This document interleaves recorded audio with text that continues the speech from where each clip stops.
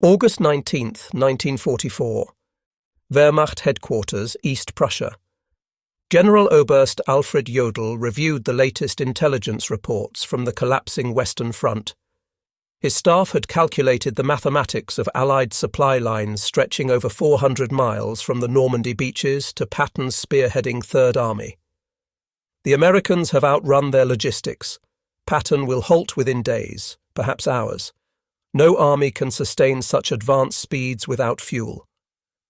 From his position at Hitler's Wolfschanze headquarters, Jodl analysed what every German general understood from experience. An armoured division consumed 150,000 gallons of fuel daily when advancing. The Americans were now 400 miles from their supply depots. The calculation was inescapable. Patton's Third Army would grind to a halt, giving the Wehrmacht time to regroup at the Seine, perhaps hold until winter. What Jodl didn't know was that 125 miles away, 5,958 trucks were already rolling eastward in an endless convoy, headlights blazing in defiance of military doctrine, carrying 12,500 tons of supplies every 24 hours. The Red Ball Express, a logistics operation so audacious that German military science had never conceived it possible, was about to shatter every assumption about mechanized warfare. Within 72 hours, Patton's supposedly immobilized tanks would crash through German positions at the Seine. Within a week, they would liberate Paris. Within a month, they would stand at the German border. The Wehrmacht's finest military minds were about to receive a lesson in American logistics that would redefine their understanding of modern warfare. Delivered by 23,000 truck drivers, 75% of them African American, who turned a one-way highway system into the most efficient military supply line in history. The German General Staff's confidence in American logistical failure stemmed from decades of military experience and recent observations. The Wehrmacht had pioneered blitzkrieg, revolutionized combined arms warfare, and understood intimately the tyranny of supply lines. Their own campaigns had repeatedly stalled when logistics failed to keep pace with tactical success. In Russia, the Wehrmacht's advance had foundered not from Soviet resistance initially, but from the simple inability to supply forces across vast distances. German trucks broke down on Russian roads. Horse-drawn wagons, still 80% of German military transport, couldn't match the speed of panzer spearheads. Railway gauge differences meant supplies piled up hundreds of miles from the front. General der Panzertruppe Heinrich von Luttwitz, who would command 47 Panzer Corps from September 1944, had written in July, "The Americans face the same logistical impossibility we faced in Russia. Their mechanical advantage becomes a disadvantage. Machines require fuel, ammunition, parts. They have advanced 400 miles in 30 days. History teaches us what comes next: paralysis." German intelligence meticulously tracked American consumption rates. A single Sherman tank burned 0.5 miles per gallon on roads, far worse cross-country. An infantry division required 700 tons of supplies daily. An armoured division needed 1,000 tons. Patton commanded 12 divisions advancing on a 60-mile front. The mathematics seemed irrefutable. 12,000 tons daily, transported 400 miles from the beaches over damaged roads through a transportation network the Germans had systematically destroyed during their retreat.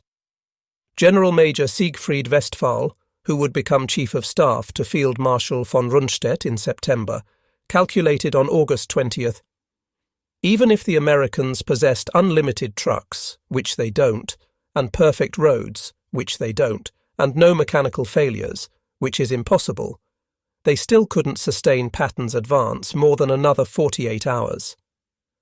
Physical laws cannot be violated, not even by American industry." At 2 p.m. on August 25, 1944, in a requisitioned French chateau near Lessay, Lieutenant Colonel Laurent Ayres of the Motor Transport Service faced a room full of sceptical officers. The math they presented was stark. Patton's Third Army was consuming supplies faster than any army in history, advancing at speeds that defied all logistical planning. Traditional supply methods, railway transport, scheduled convoys, depot-to-depot distribution, had collapsed under the strain. "Gentlemen," Ayres announced, "we're going to create a one-way highway from Cherbourg and the beaches to the front lines. Every vehicle will run 20 hours out of 24. No stopping except for gas and emergencies. We'll move 12,500 tons daily minimum." The name came from railway terminology. A red ball freight was an express shipment that took priority over everything else. The Red Ball Express would operate on the same principle: absolute priority, no delays, no exceptions. The technical specifications defied German military doctrine. 2 parallel one-way highways, one for loaded trucks going forward, one for empties returning.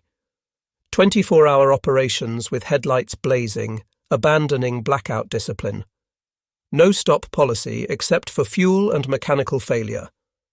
5-minute convoy intervals, maintaining 35 miles per hour average speed. Mobile maintenance units every 50 miles. MP checkpoints removing any vehicle below 25 miles per hour. Colonel Charles O. Thrasher, commanding the advanced section of ADSEC, Advanced Section Communications Zone, reviewed the projected numbers. "We need 140 truck companies, 5,958 vehicles minimum, operating at 90% availability. That's impossible by any logistics textbook ever written." Yet within 36 hours, the impossible was operational. On August 26, 1944, drivers from the 3916 Quartermaster Truck Company climbed into their GMC CCKW 2.5-ton trucks, nicknamed the Deuce and a Half, loaded with 105mm artillery shells bound for Patton's guns at Melun, 300 miles east. The demographic composition of the Red Ball Express would have stunned German racial theorists. Of the 23,000 drivers who would eventually operate the route, approximately 75% were African American soldiers, serving in a still segregated army. These men, who couldn't eat in white restaurants or use white facilities in much of America, were keeping the most celebrated white general's army in motion. The drivers developed their own culture within hours. They painted slogans on their trucks: Patton's Blood Bank, Hitler, Here We Come, Detroit to Berlin Express. They created their own traffic rules. Slower vehicles pulled off immediately, mechanical failures were pushed into ditches. Any truck below 20 miles per hour was considered a roadblock. By August 28th, German reconnaissance units began reporting something unprecedented. Units from Aufklärungsabteilung 116 radioed from positions overlooking the main Red Ball route. Continuous vehicle column, headlights visible for 20 kilometers, no spacing, no blackout discipline. Estimate 1,000 vehicles per hour. Americans have abandoned all military precaution. This violated everything German military doctrine taught. Headlights at night invited air attack. Continuous columns presented perfect artillery targets. No spacing between vehicles meant a single disabled truck could halt an entire convoy. Yet the Americans seemed unconcerned. General Lieutenant Edgar Feuchtinger, commanding the 21st Panzer Division, personally observed the Red Ball Express from concealed positions on August 30th. His report to Army Group B headquarters reflected growing alarm. "The enemy operates a supply system beyond our comprehension. Vehicles pass at 30-second intervals, day and night, without pause. They don't hide, don't disperse, don't follow any rules we understand. It's not military science, it's mass production applied to warfare." What the Germans couldn't understand was that American logistics operated on different principles entirely.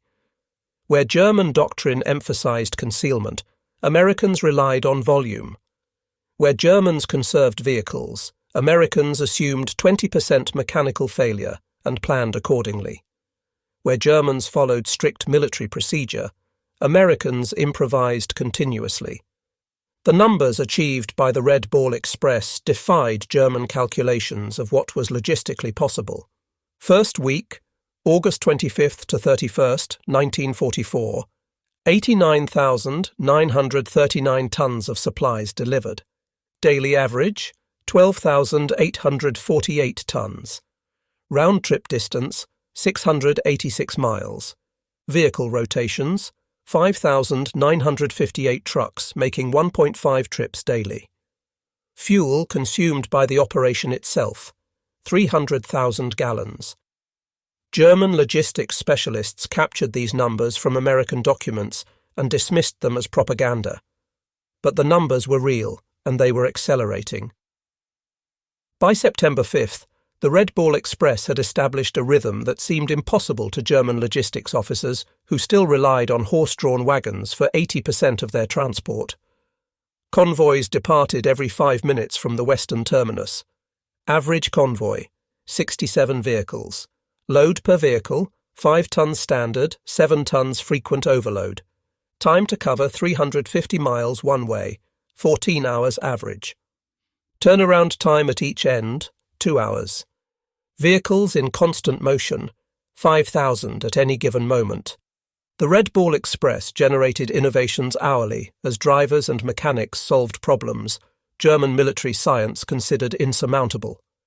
When trucks broke down, approximately 1,800 daily, mobile maintenance units performed repairs on the roadside.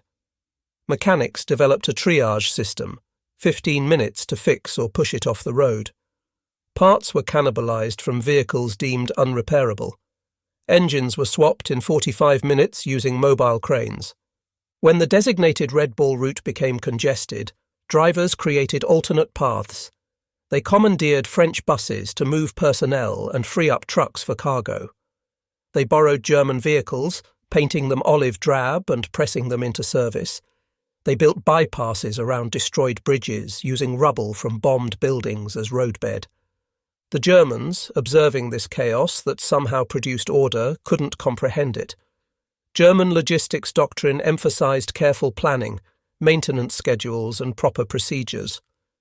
The Americans violated every principle, yet their system accelerated rather than collapsed. The most stunning revelation for German observers was American fuel management.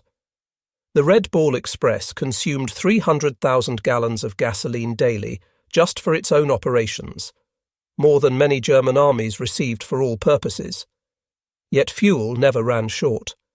The Americans had created a parallel marvel, Operation Pluto, pipelines under the ocean, laying fuel pipelines across the English Channel.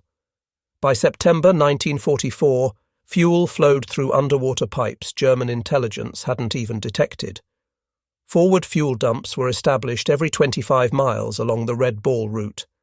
Tanker trucks ran their own parallel convoy system, ensuring no vehicle waited more than 10 minutes for refueling.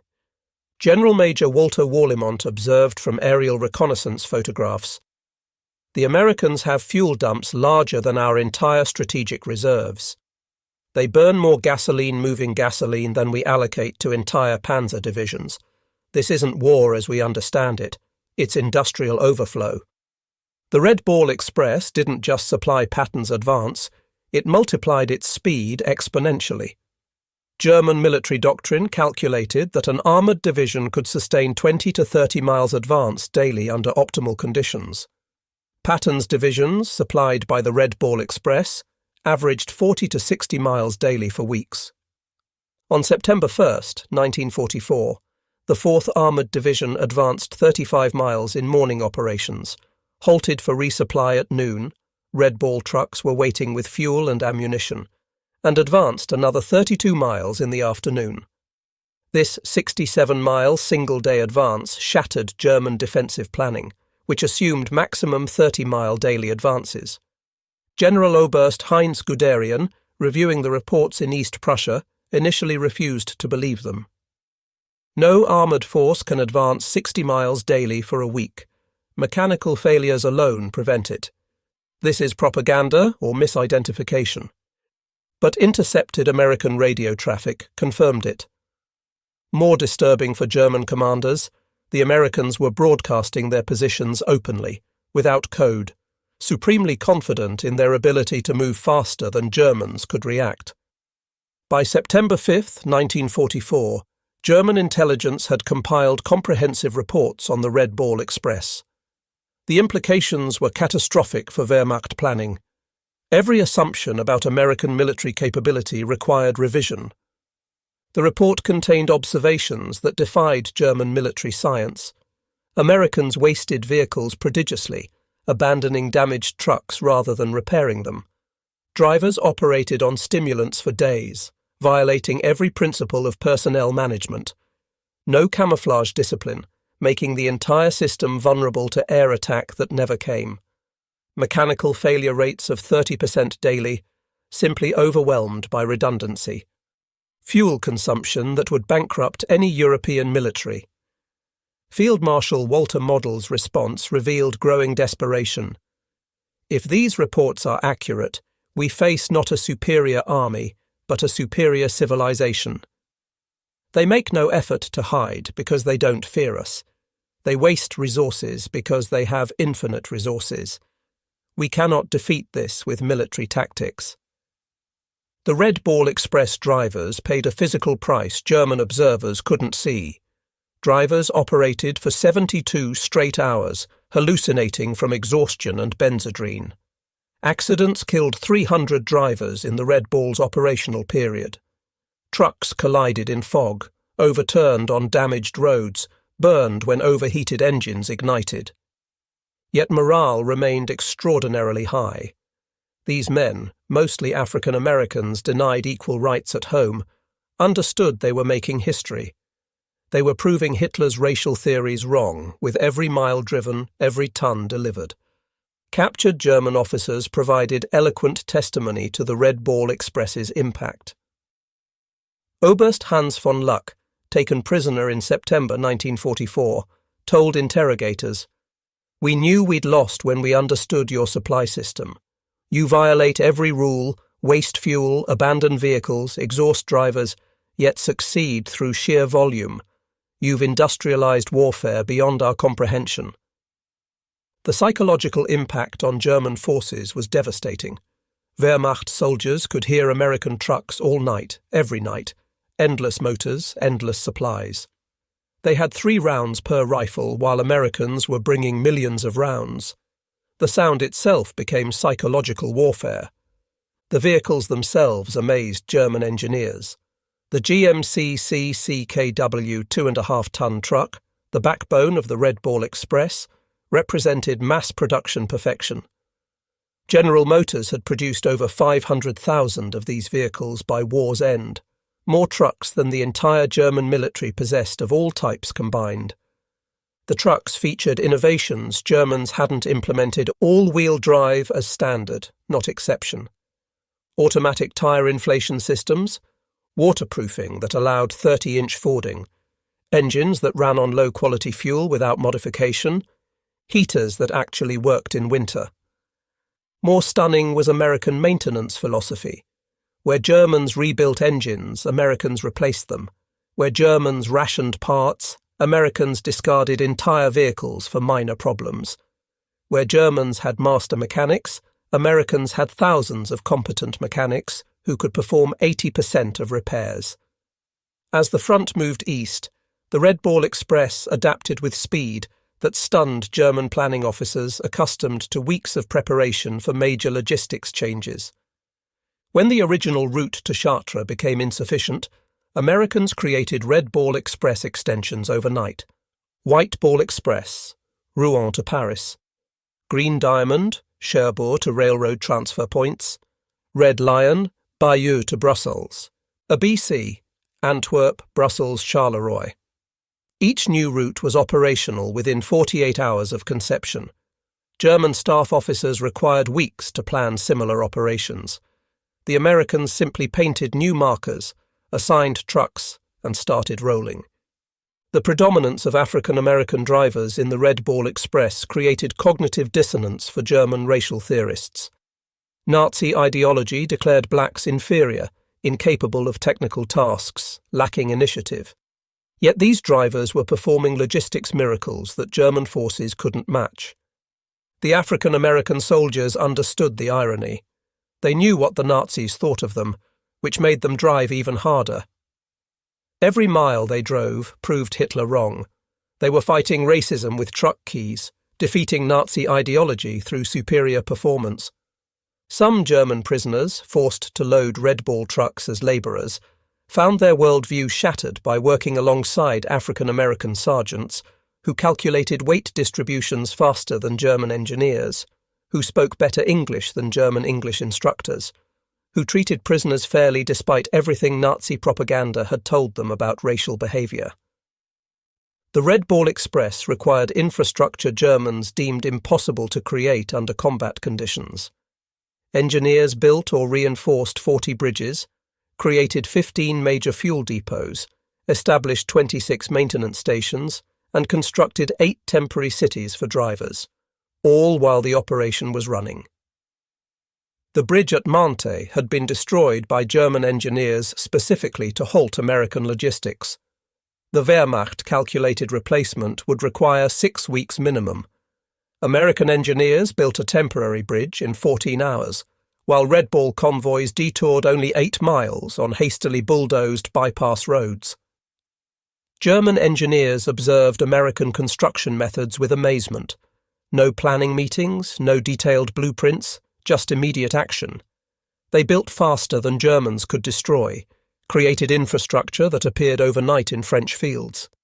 One Red Ball Express achievement particularly stunned German artillery officers: ammunition supply rates that exceeded their highest theoretical calculations.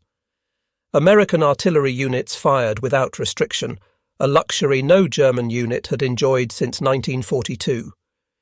During the reduction of Metz fortifications in September 1944, the XX Corps artillery fired 100,000 rounds in 24 hours. The Red Ball Express delivered every round, plus 20% surplus. German artillery defending Metz was rationed to 50 rounds per gun per day. The disparity was overwhelming. American guns fired continuously for hours, while German artillery officers calculated that such bombardments required 50 truckloads of ammunition per hour. The Red Ball provided it without pause. The Red Ball Express consumed vehicles at rates that would have paralysed any other military.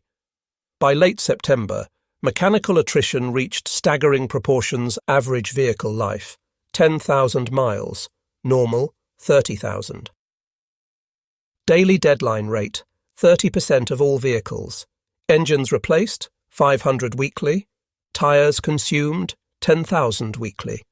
Total vehicles destroyed or abandoned, 5,000 plus. Yet the operation never slowed. American production had anticipated such losses. Ships arrived weekly at French ports carrying hundreds of new trucks. Replacement drivers were trained in 2 days and thrown into convoys. German calculations showed Americans destroying more trucks weekly than the Wehrmacht possessed in France. Yet their transport capacity increased rather than decreased. They had achieved something Germans thought impossible: logistics faster than consumption. French civilians along the Red Ball route witnessed American abundance that contradicted years of German occupation scarcity. The psychological impact on occupied populations was immediate and profound. The Red Ball Express drivers, particularly African Americans, often shared their rations with French civilians despite regulations. Every stop children would gather, and drivers would give them chocolate, cigarettes, soap. The contrast with German occupation was stark. Americans gave away casually what Germans had rationed strictly. German intelligence reported the propaganda impact. French civilians now believe American victory inevitable. They cite the truck convoys as proof. Resistance activity has increased 400% along Red Ball routes. The population that accepted our occupation now actively opposes it. In early September 1944, the Red Ball Express faced its greatest challenge. Patton's Third Army had advanced so far that even the Red Ball struggled to maintain supply rates. The round trip now exceeded 700 miles. Drivers were collapsing, vehicles were disintegrating. German intelligence detected the strain. General der Panzertruppe Hasso von Manteuffel reported September 8th. American supply lines show signs of collapse. Convoy intervals have increased from 5 to 15 minutes. Vehicle speed has decreased. This is our opportunity. But American adaptability again surprised the Germans. Within 72 hours, the Red Ball Express reorganized. Created intermediate transfer points, cutting individual runs to 350 miles. Implemented driver rotation systems. Established forward maintenance bases. Doubled the number of assigned vehicles. By September 12th, tonnage delivery had actually increased. The crisis that should have halted Patton only made the system stronger. Supplementing the Red Ball Express, Americans implemented another logistics solution Germans deemed impossible: large-scale aerial supply.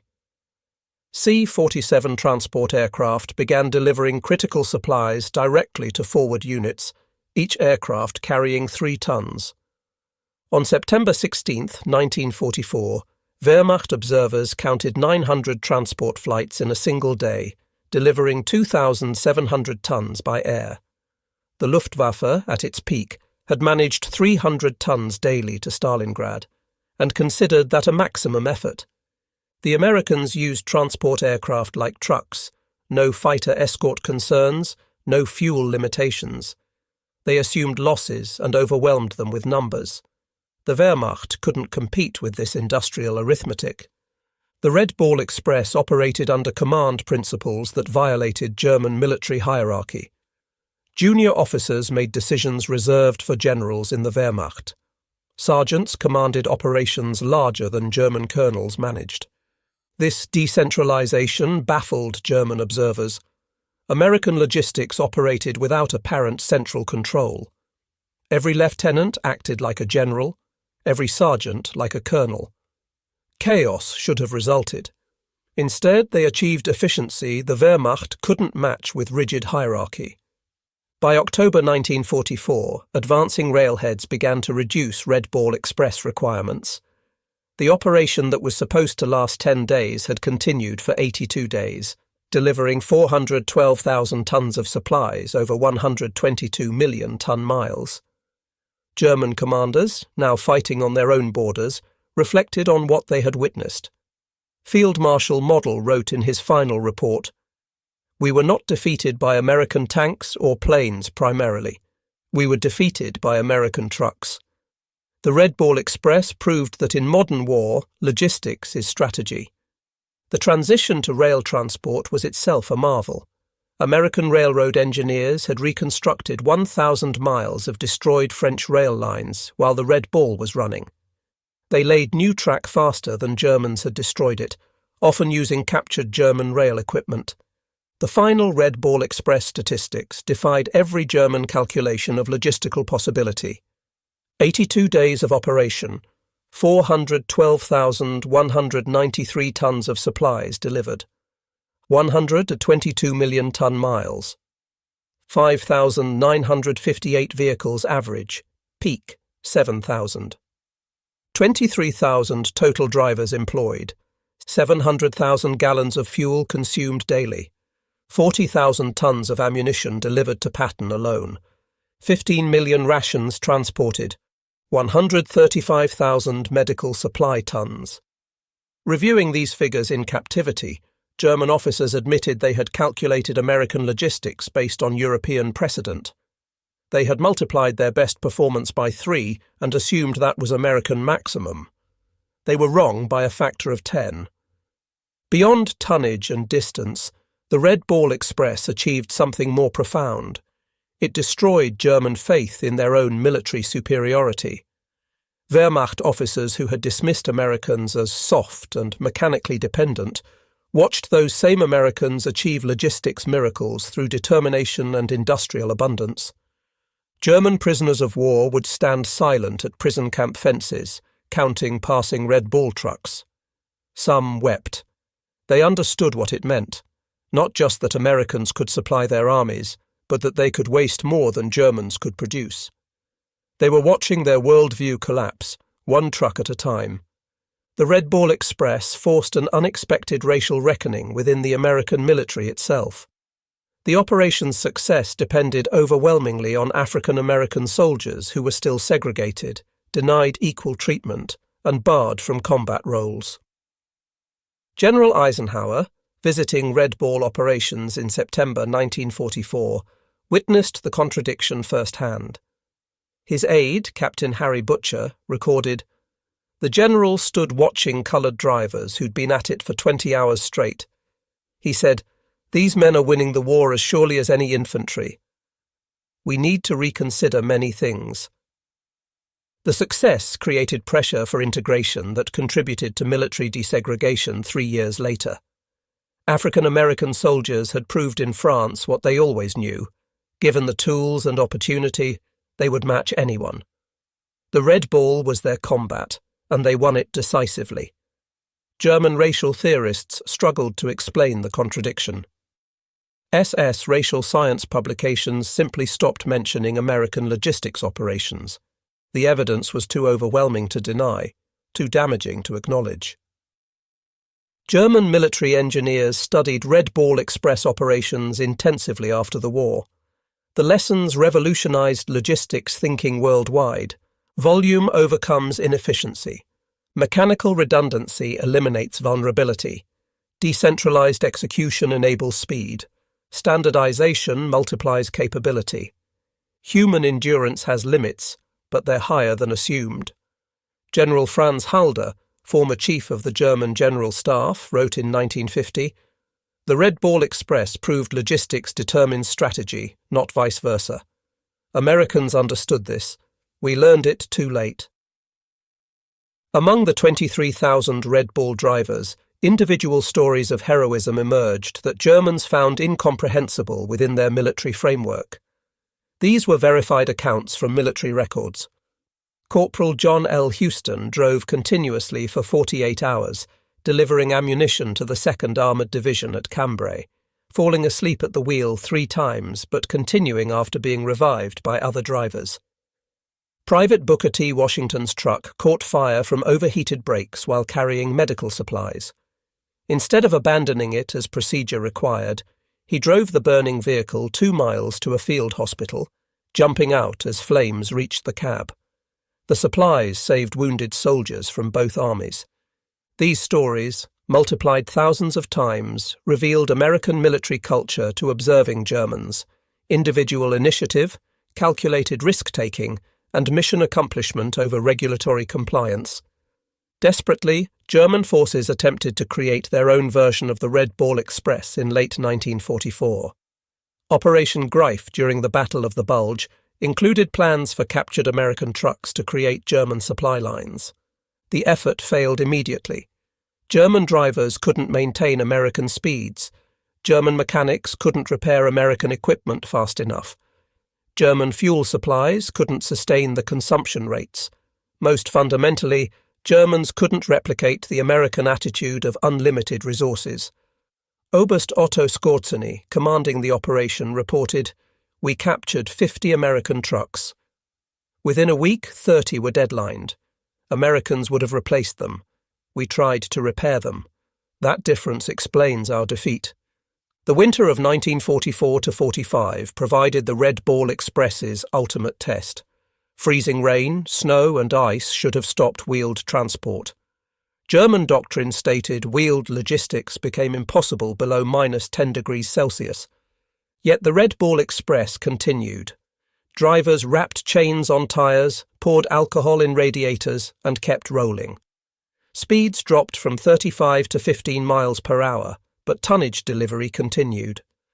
German observers reported ice-covered convoys moving through blizzards that had stopped panzer divisions. The Americans had created a logistics system that functioned regardless of weather, terrain, or enemy action. It wasn't elegant or efficient by German standards, but it was unstoppable.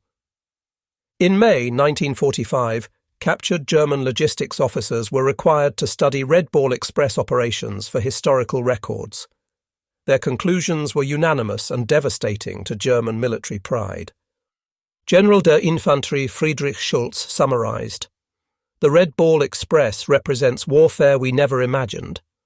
Americans created a temporary civilization, thousands of men, thousands of vehicles, millions of tons of supplies, that existed only to feed armies, then dissolved when no longer needed.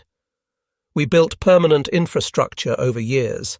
They created superior temporary systems in days. The most insightful analysis came from General Oberst Heinz Guderian, father of German armoured warfare. We invented blitzkrieg but never solved its fundamental limitation, logistics. Americans solved it through industrial excess we deemed impossible. The Red Ball Express was not a supply line, but a flowing river of material that drowned our forces. The Red Ball Express cost the United States approximately $100 million in 1944 dollars. Vehicles destroyed, fuel consumed, roads destroyed, French claims for damage. German staff officers, accustomed to managing scarcity, found the figure incomprehensible, yet Americans considered it cheap. The operation enabled the capture of 400,000 German soldiers, the liberation of France, Belgium and Luxembourg, and shortened the war by an estimated 6 months. Each day of war cost America $250 million. The Red Ball Express paid for itself in a single day of shortened conflict. Lieutenant General John C. H. Lee, commanding logistics for the European theatre, stated, "We wore out 5,000 trucks and 23,000 men to destroy the German army in France. In any previous war, that would be catastrophic losses. In American industrial war, it's acceptable overhead." An unexpected consequence of the Red Ball Express was the revolutionary impact on post-war civilian logistics. Thousands of drivers returned to America with experience operating the world's largest transportation network. These veterans founded trucking companies, designed interstate highways, and created the modern American logistics industry. Companies like Yellow Freight, Roadway, and Consolidated Freightways were started by Red Ball veterans who applied military logistics to civilian commerce. They had learned in France that volume beats efficiency, speed beats perfection, and if you can keep trucks rolling 24 hours, you can move the world. Military historians universally recognize the Red Ball Express as the decisive logistics operation of the European theatre. Without it, Patton's advance stops, Paris falls weeks later, and German forces successfully establish winter defensive lines. The operation validated American military doctrine that emphasized logistics over tactics. While German officers studied Clausewitz and battlefield maneuver, Americans studied Detroit assembly lines and railroad timetables. The Red Ball Express demonstrated that in modern warfare, the ability to supply forces determines victory more than tactical brilliance. On September 15, 1944, Field Marshal Gerd von Rundstedt, Supreme German Commander in the West, received comprehensive intelligence on the Red Ball Express. After studying the reports for hours, he summoned his staff. "Gentlemen," he announced, "we face something beyond military solution. The Americans have created a supply system that makes distance irrelevant. Our strategy assumed their culminating point, where advancing forces outrun supplies. That point doesn't exist. They have revolutionized warfare, and we are fighting the last war." His operations officer, Oberst Hans Speidel, suggested interdicting the Red Ball routes with the remaining Luftwaffe. Von Rundstedt's response revealed complete understanding. "With what shall we interdict? They have 6,000 trucks. If we destroy 1,000, which we cannot, they'll replace them in a week. We'd need to destroy 200 trucks daily just to match their production. We don't have 200 aircraft total." Behind the statistics were human stories that revealed American character to German observers. Drivers who hadn't slept for 3 days refusing relief because their trucks might not make it through. Mechanics working in freezing rain to keep convoys rolling. Teenagers lying about their age to drive trucks. Such stories, multiplied throughout the operation, created a mythology that demoralized German forces. The Americans were not soft as propaganda claimed. They drove themselves harder than Germans drove horses, But they did it voluntarily, not from fear. This made them more dangerous than German doctrine had understood. The Red Ball Express became unintentional propaganda more powerful than any planned operation. German soldiers could hear the convoys at night, endless streams of motors that never stopped. The sound itself became psychological warfare. German units reported hearing ghost convoys that demoralized troops as effectively as actual logistics. The knowledge that Americans had unlimited supplies while Germans rationed their last ammunition created despair that undermined combat effectiveness. American psychological warfare units recognized the impact. They began broadcasting truck engine sounds toward German lines when actual convoys weren't present. German units reported these phantom convoys as real, demonstrating the psychological damage the Red Ball Express had inflicted. In November 1944, with rail lines partially restored, the Red Ball Express was officially discontinued. But its methods had revolutionized military logistics permanently. The concept of continuous, high-volume, wasteful but effective supply became American military doctrine. The final innovation was the speed of dissolution. The massive operation, 23,000 men, 6,000 vehicles, hundreds of installations, disappeared in 72 hours. Troops reassigned, vehicles redistributed, routes returned to civilian use. Germans required months to create smaller operations and years to dissolve them. Americans built what they needed, used it, discarded it, and built something better. When German generals surrendered in May 1945, many cited the Red Ball Express specifically as demonstrating the hopelessness of continued resistance. General der Panzertruppe Hasse von Manteuffel stated at his interrogation, "When we understood your logistics capacity, we knew the war was lost. You could supply armies faster than we could destroy them. The Red Ball Express was a weapon against which we had no defense." Field Marshal Albert Kesselring, among Germany's most competent commanders, was asked what most surprised him about American forces. His answer, "Not your tanks, not your planes, but your trucks." The Red Ball Express showed us that you had militarized your entire society's production capacity. We were fighting your factories, not just your soldiers. The final statistics of the Red Ball Express stand as testament to American industrial warfare. Total cargo delivered, 412,193 tons. Total distance covered, 122 million ton miles.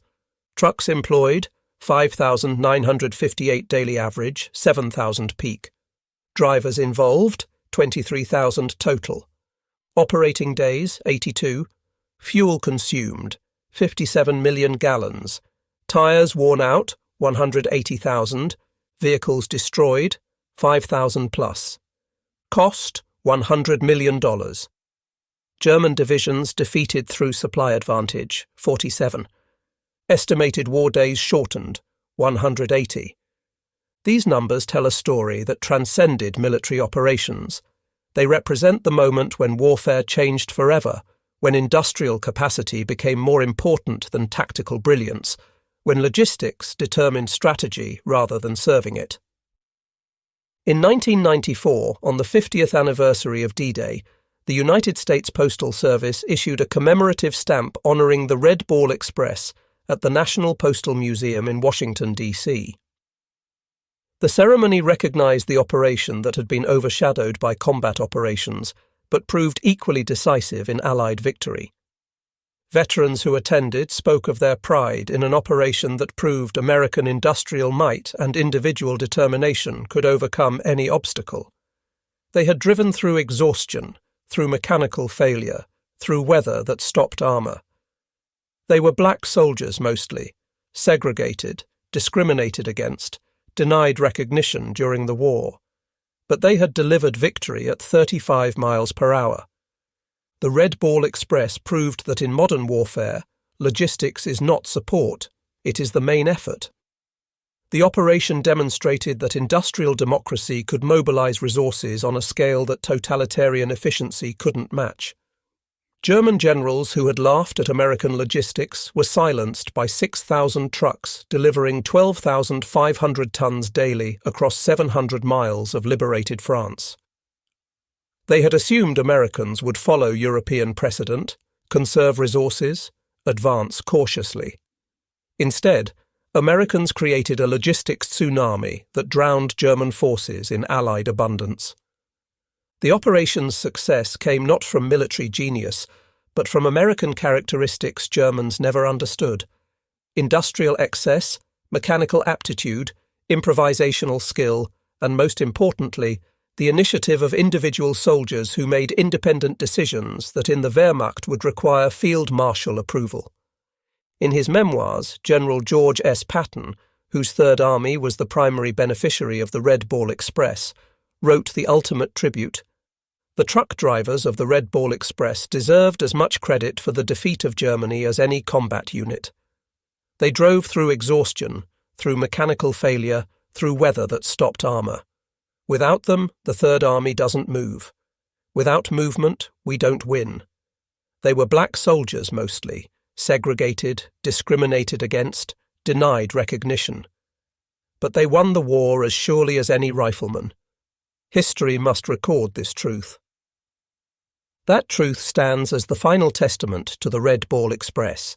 23,000 mostly African-American drivers, operating 6,000 trucks on a one-way highway to victory, achieved what German military science declared impossible. They supplied advancing armies faster than physics should allow, maintained tempo beyond human endurance, and proved that in modern warfare, the side with the most trucks beats the side with the best tactics.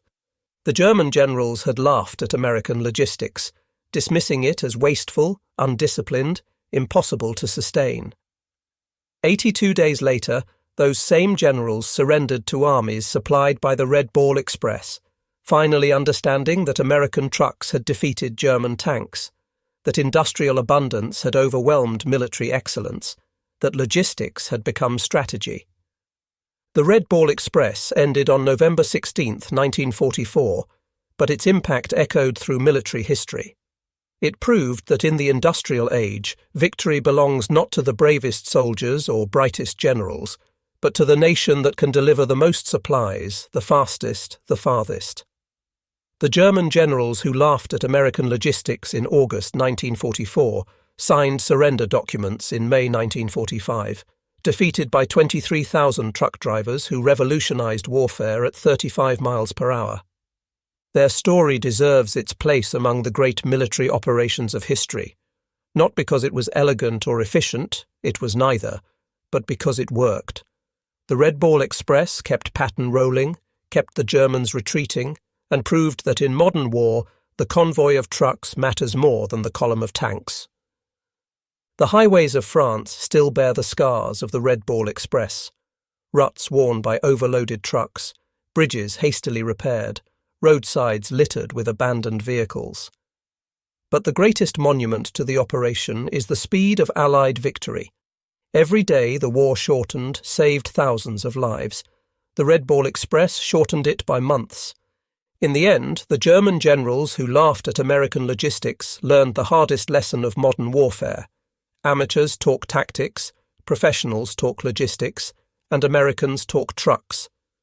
The Red Ball Express was America talking very loudly indeed, in the roar of 6,000 engines that never stopped, carrying democracy and destruction at 35 miles per hour down a one-way road to victory. The last word belongs to a German officer whose name is lost to history, quoted by a Red Ball driver at the 1994 commemoration. Standing beside a road in Belgium, watching the endless convoy of American trucks, the officer said in accented English to his captors, "We prepared for everything. Your tanks, your planes, your ships. We never prepared for your trucks. How do you defeat an enemy who has more trucks than you have soldiers?" The answer rolled past him at 5-minute intervals, driven by exhausted Americans who were rewriting the rules of warfare one delivery at a time. The Red Ball Express had made logistics into strategy, supply into victory, and trucks into the most decisive weapon of the European war. The German generals stopped laughing when they understood this truth, But by then, Patton was already at their gates, supplied by the greatest logistics operation in military history.